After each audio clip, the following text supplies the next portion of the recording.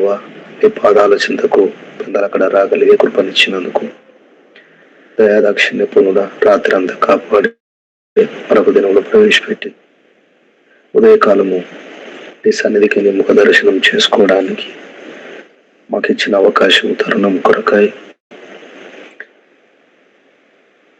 ఆయుష్కాలం బట్టి ఆరోగ్యం బట్టి తండ్రి సమయం అంతటిని బట్టి మిమ్మల్ని స్తుతిస్తూ ఆరాధిస్తూ గుణపరుస్తూ దేవదేవుడా సర్వలోక సృష్టికర్త సర్వాధికారి సర్వశక్తి గల ప్రభా సమీపింపరాని తేజస్సులో నువ్వు మాత్రమే వసిస్తూ మరత్వం గలవాడవైన తండ్రి పరిశుద్ధుడా అతి పరిశుద్ధుడా సకల ఆశీర్వచన స్తోత్రములకు మించిన నీ ఘనమైన నామము స్తుతింపబడును గాక తండ్రి, స్తుతింపబడును గాక. స్తుతులకు పాత్రుడా స్తుతి నొందదగినటువంటి దేవా నీకు స్తోత్రములు చెల్లిస్తూ ఉదయకాలం పూట ప్రభా ఈ రీతిగా ఆత్మ ప్రాణ దేహములను కలవరి శిలువలో యేసుక్రీస్తు కార్చిన ప్రశస్తమైన పవిత్రమైన పుణ్య రక్తాన్ని ప్రాణాక్షించుకుంటూ నీ పాదముల చెంత సాగిలపడే కృపనిచ్చారు తండ్రి.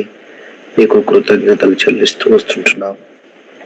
ఆది పితరుడు ఆదాము చేసినటువంటి పాపాన్ని బట్టి ఆజ్ఞాతిక్రమాన్ని బట్టి జన్మ పాపులమై కర్మ పాపాలు చేస్తూ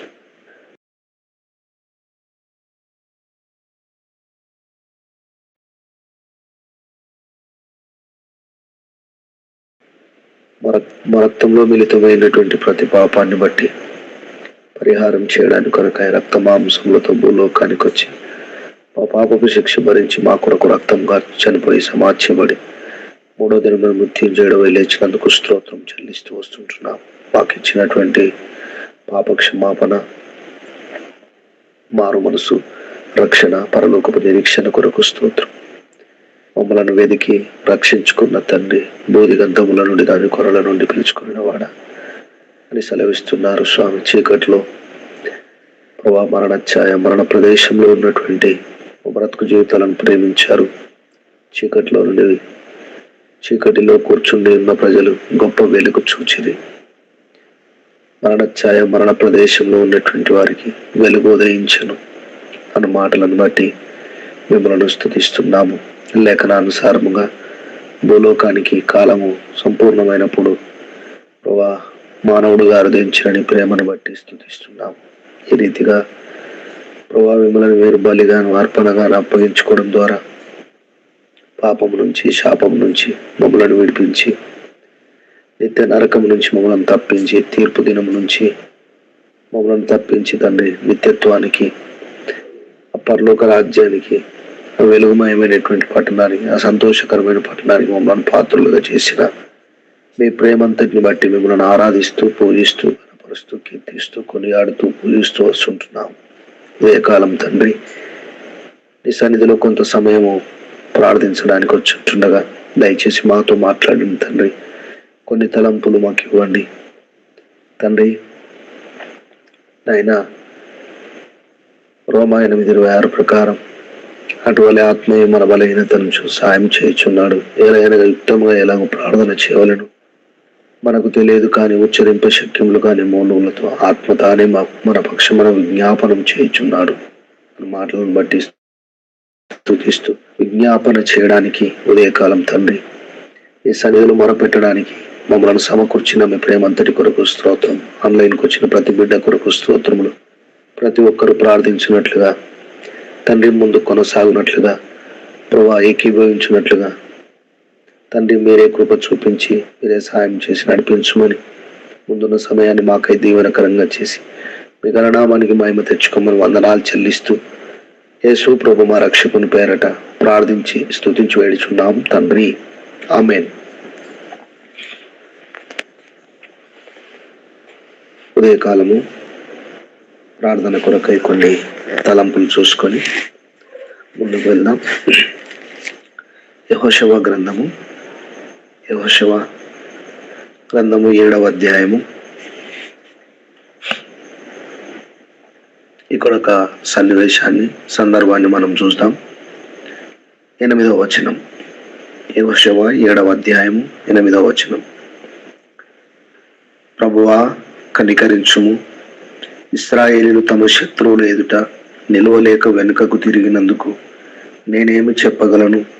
కనానీయులను ఈ దేశ నివాసులందరూ విని మమ్మను చుట్టుకొని మా పేరు భూమి మీద ఉండకుండా తుడిచివేసిన ఎడల ఘనమైన నీ నామమును గూర్చి నీవేమి చేయదు అని ప్రార్థింపగా. ఈ ప్రార్థన ఎవరు చేస్తూ వచ్చారంటే యెహోషువ చేస్తూ వచ్చాడు. ఈ రీతిగా ప్రార్థించాడంటే ఇక్కడ వారికి నాయకుడుగా యెహోషువ ఉన్నాడు. ఇజ్రాయెల్ ప్రజలకు అరణ్యంలో నడుస్తూ ఉన్నారు. పాలు తేనెలు ప్రవహించే కనాను దేశమునకు దేవుడు వాగ్దానం చేసి ఐగుప్తు దేశంలో నుంచి విడిపించాడు.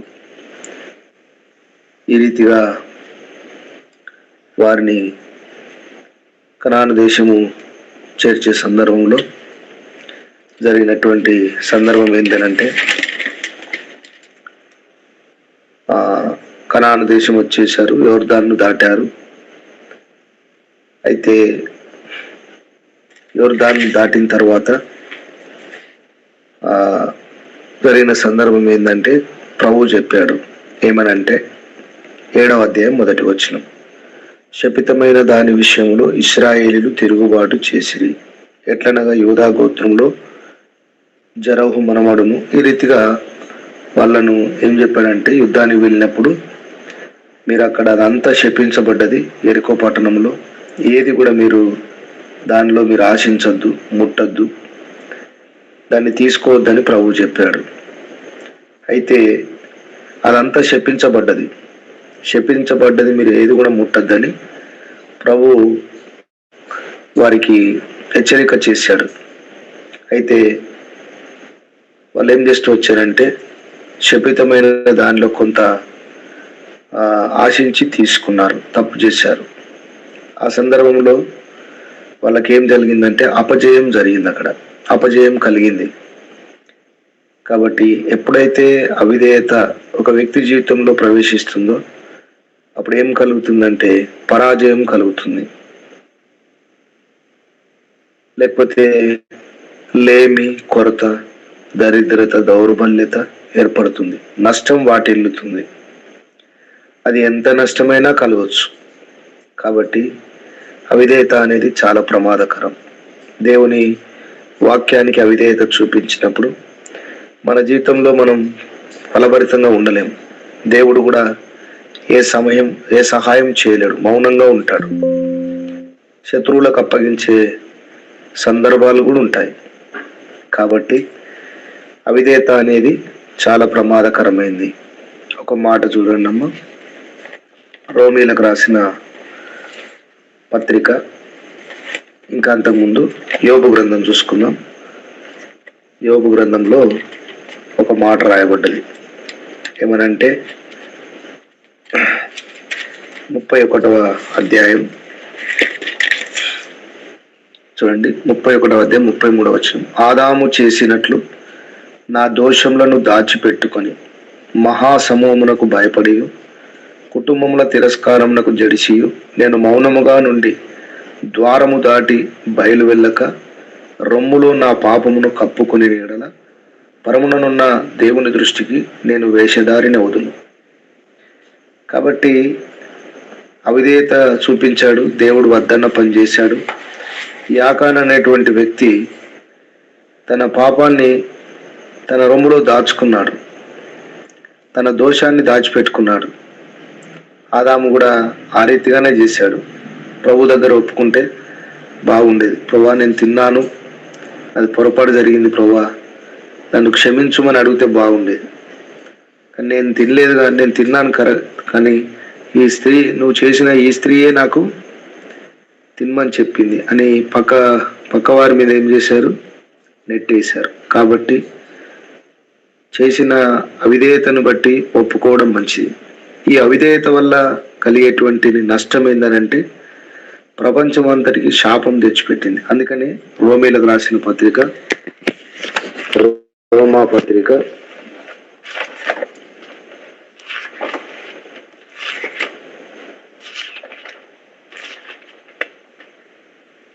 5వ అధ్యాయం 19వ వచనం. ఏలయనగా ఒకని మనిషిని అవిధేయత వలన అనేకులు ఏలాగు పాపులుగా చేయబడిరో. చూసారా, ఒక్కని అవిధేయత ఏమొచ్చింది?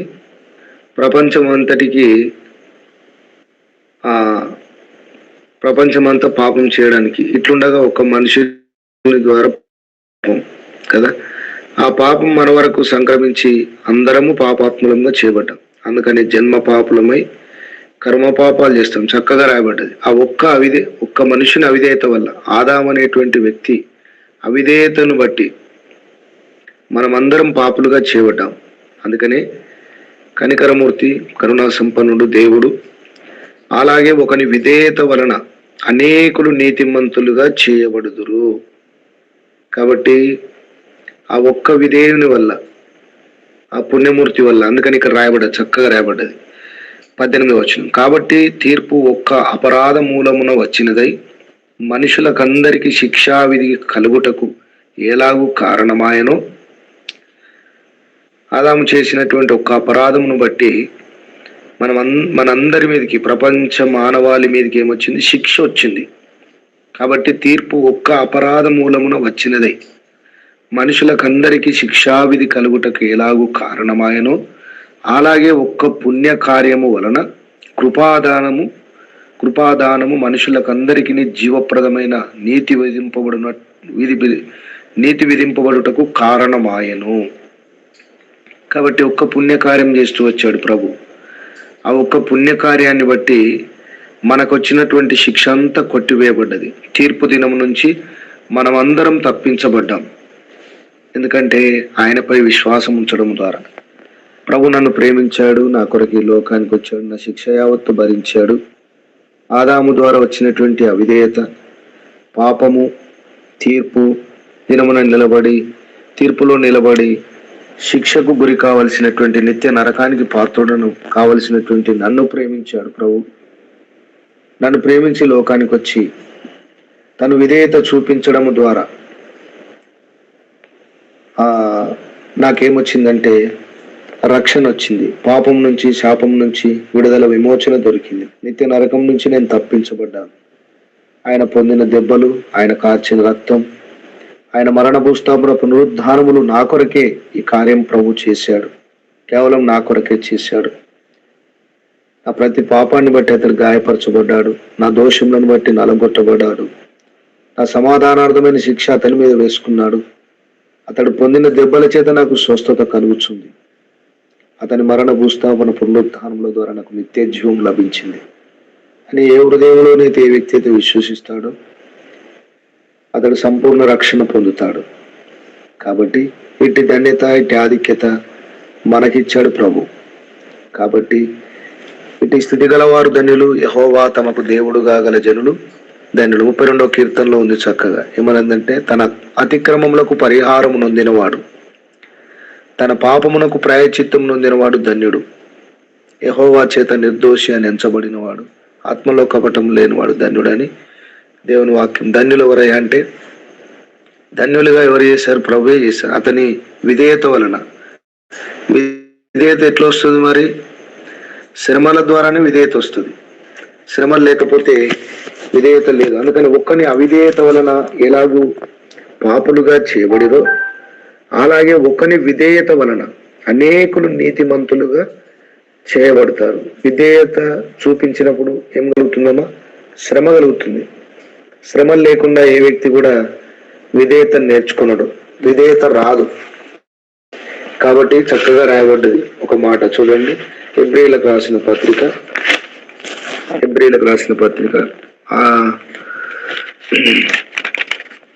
5వ అధ్యాయము 8వ వచనం. హెబ్రీ 5:8. ఆయన కుమారుడై ఉండి తాను పొందిన శ్రమల వలన విధేయతను నేర్చుకొనెను. కాబట్టి ప్రభు సంపూర్ణంగా విధేయత చూపించాడు, శ్రమలకు అప్పగించబడ్డాడు. అందుకని యెషయా గ్రంథం 53వ అధ్యాయంలో తన తండ్రి యెహోవా ఆయన నలగొట్టుటకు ఏమైంది? ఆయనకి ఇష్టమైందట. ఆయన మన కొరకు అతన్ని గాయపరిచాడు. అందుకని చక్కగా రాయబడ్డది ఏమనంటే, యెషయా గ్రంథం 53వ అధ్యాయంలో అతడు మన కొరకు పొందిన దెబ్బల కొరకు, అతడు చేసినటువంటి కార్యమంతా ఇక్కడ మన కొరకు రాసి పెట్టాడు పరిశుద్ధాత్మ దేవుడు యెషయా గ్రంథకర్త ద్వారా. చూడండి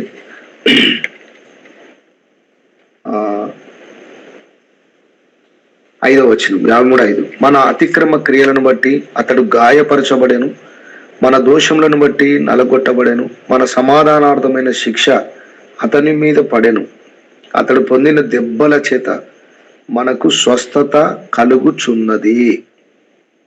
యెహోవా మన అందరి దోషమును, మనమందరం గొర్రెల వలె త్రోవ తప్పిపోతిమి, మనలో ప్రతి వాడును తనకిష్టమైన త్రోవకు తొలగెను.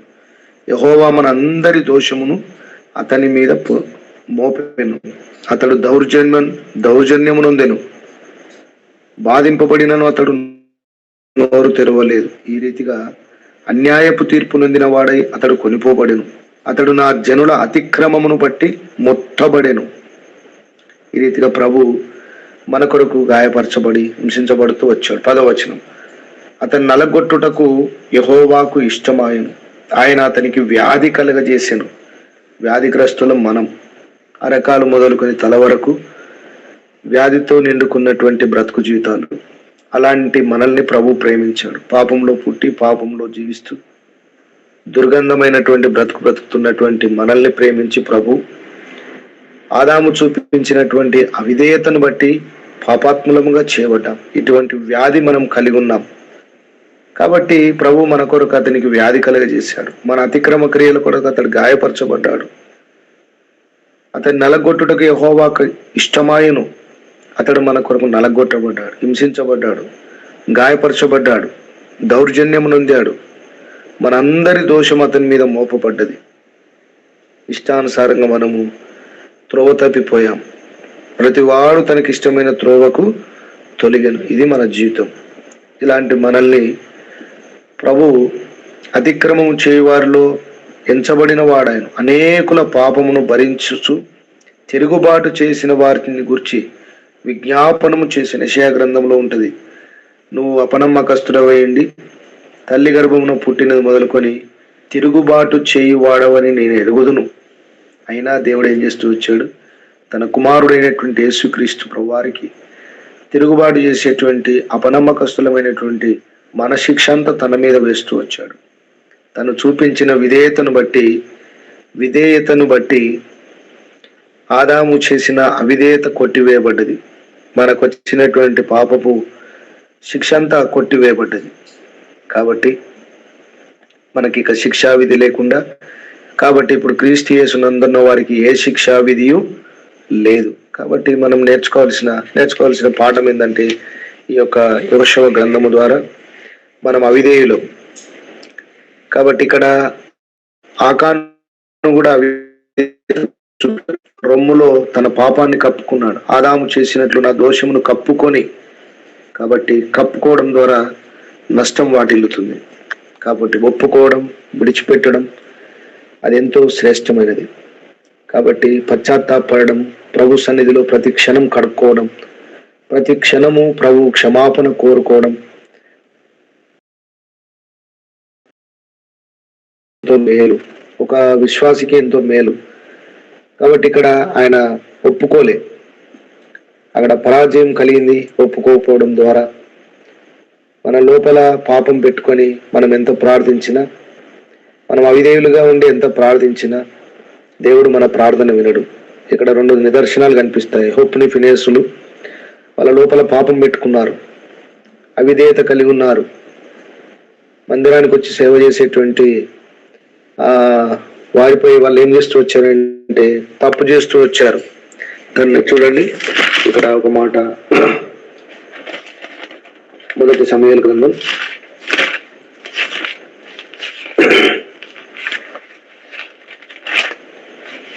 1 సమూయేలు గ్రంథం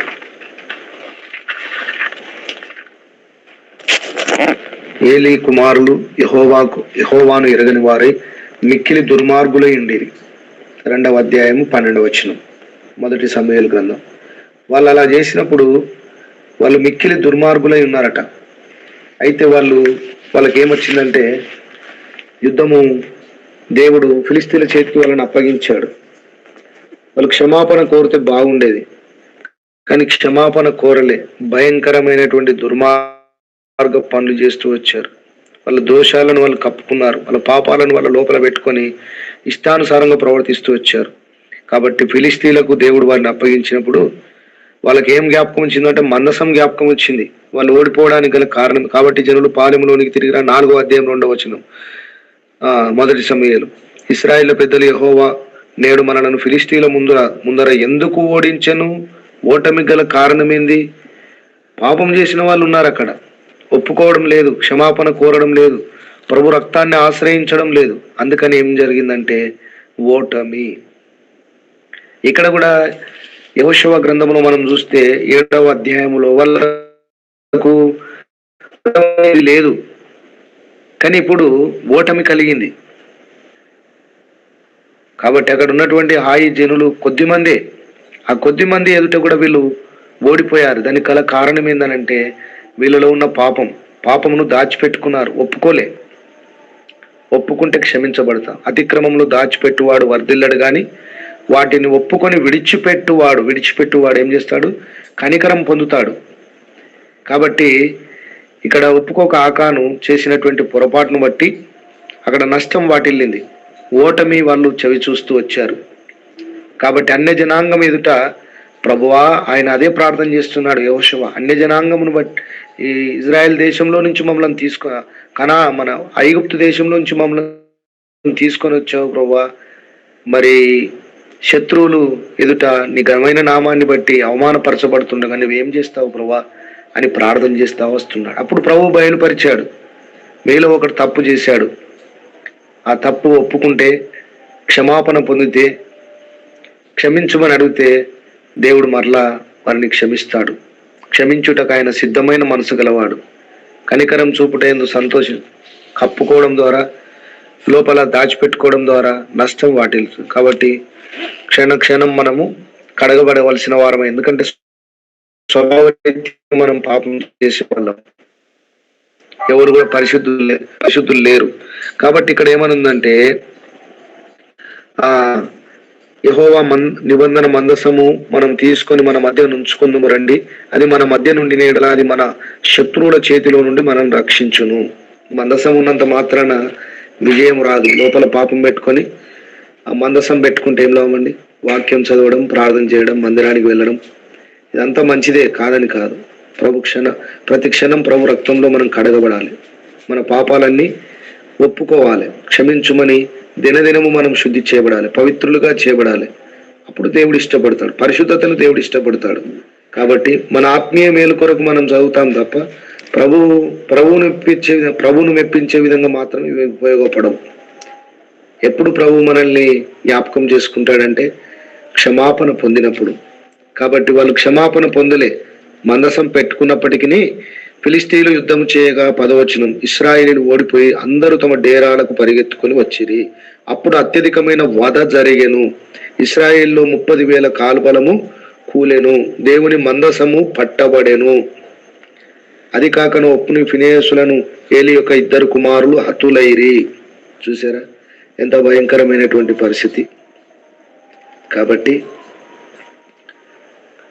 మన పాపాలు మనం ఒప్పుకొని విడిచిపెట్టడానికి ప్రయత్నం చేయాలి. ఆయన రక్తమును అందుబాటులో ఉంది, యేసుక్రీస్తు రక్తం. ఆ రక్తమును మనం కడగబడడానికి ఇష్టపడాలి. కాబట్టి ప్రతి క్షణం మనం కడగబడవలసిన వారమై ఉన్న మస్తు మాలిన్యము, భ్రష్టత్వంతో నిండుకున్నటువంటి భ్రష్ట లోకంలో ఉంటున్నాం. కాబట్టి మనం కూడా ఎన్నో అవిధేయత పనులు చేస్తూ ఉంటాం. వాటన్నిటి విషయమై క్షమాపణ కోరి ప్రభు రక్తంలో క్షమించబడి కడగమని, శుద్ధి చేయమని ప్రభువును ప్రార్థించినప్పుడు దేవుడు ఏం చేస్తాడంటే మనల్ని విజయశాలులుగా చేస్తాడు, మనకు విజయం ఇస్తాడు. లేకపోతే ఓటమి. ఆదాము చేసినట్లు నా దోషమును కప్పుకొని నా రొమ్ములో పాపమును కప్పుకొని నేడుల పరమునున్న దేవుని దృష్టికి వేషధారిని అవుతుంది. కాబట్టి ఒక్కని విధేయత వలన నీతిమంతులుగా తీర్చబడ్డాము. నిత్య నరకం నుంచి ఆ పుణ్యకార్యం వలన మనం నీతిమంతులుగా తీర్చబడ్డాం. నీతిమంతులుగా తీర్చబడ్డటువంటి మనం ఆయా సందర్భాల్లో చేసేటువంటి పొరపాట్లను బట్టి క్షమాపణ కోరి మనము క్షమించబడిన వారమై ప్రభు కొరకు మనము జీవించినప్పుడు ఆయన మనకు సహాయం చేస్తాడు, విజయము దయచేస్తాడు. కాబట్టి మన పాపాలను మనం ఒప్పుకోనకపోతే ఆకాను చేసినటువంటి పొరపాటు, ఓప్నీ ఫినిహాసులు చేసినటువంటి పొరపాటు వల్ల అక్కడ అపజయము కలిగింది, సంఘానికి నష్టం కలిగింది. కాబట్టి మన వ్యక్తిగత జీవితంలో మనం చేసినటువంటి పొరపాట్లు క్షమాపణ కోరి ప్రభు రక్తం చేత కడగబడ్డప్పుడు మన వ్యక్తిగత జీవితంలో మనకు ఆశీర్వాదం, కుటుంబంలో సంఘములో మేలు కలుగుతుంది. ఒకవేళ మన పాపాన్ని మనం పెట్టుకొని కాబట్టి యుద్ధానికి వెళ్ళినప్పుడు ప్రతి సందర్భంలో కూడా వాళ్ళు ఏం చేస్తారంటే శుద్ధి చేసుకోమని, పవిత్రపరచుకోమని, పాపాలు ఒప్పుకోమని వాళ్ళు చెప్పేవారు నాయకులు, యెహోషువ. కాబట్టి మన జీవితంలో మనం చేసే ప్రతి పరిచర్య పనిలో మనము క్షమాపణ మన వ్యక్తిగతంగా సిద్ధపడాలి. వ్యక్తిగతంగా ప్రభు క్షమాపణ కోరి మనం సిద్ధపడ్డప్పుడు మనకు మేలు కలుగుతుంది. దేవుడు మనల్ని నడిపిస్తాడు, మనతో ఉంటాడు, లేకపోతే మనతో ఉండడు దేవుడు. కాబట్టి ఒప్పుకోవడం ద్వారా వ్యక్తిగత జీవితానికి క్షేమం, కుటుంబ జీవితానికి క్షేమం, సంఘానికి కూడా క్షేమం. ఇక్కడ సంఘం అంతా కలతపరచబడ్డది. కారణం ఆకాను చేసినటువంటి పాపం. చేశాడు తప్పు, ఆశించి తీసుకున్నాడు, క్షమాపణ అడగలే, సాగిలపడి దేవుడు బయలుపరిచేంత వరకు కూడా, దేవుని ఉగ్రత వచ్చేంత వరకు కూడా అతడు ఒప్పుకోలేదు. దాన్ని బట్టి గొప్ప నష్టం వాటిల్లింది. అందుకని యెహోషువ దేవుణ్ణి ప్రార్థిస్తున్నాడు, ప్రభువా నీ ఘనమైన నామాన్ని బట్టి నువ్వేం చేస్తావు ప్రభువా, ఈ రీతిగా మాకు నష్టం వాటిల్లింది, శత్రువులైతే మేము ఓడిపోయాం, దయచేసి మమ్మల్ని జ్ఞాపకం చేసుకోమని బయలుపరచమని ప్రార్థించినప్పుడు దేవుడు చక్కగా బయలుపరుస్తూ వచ్చాడు. ఆకాను యొక్క తప్పిదమును దేవుడు చూపిస్తూ వచ్చాడు. రాళ్లతో కొట్టబడ్డాడు ఆకాను, చంపబడ్డాడు. అటువంటి దుస్థితికి మనం వెళ్ళకుందుము గాక.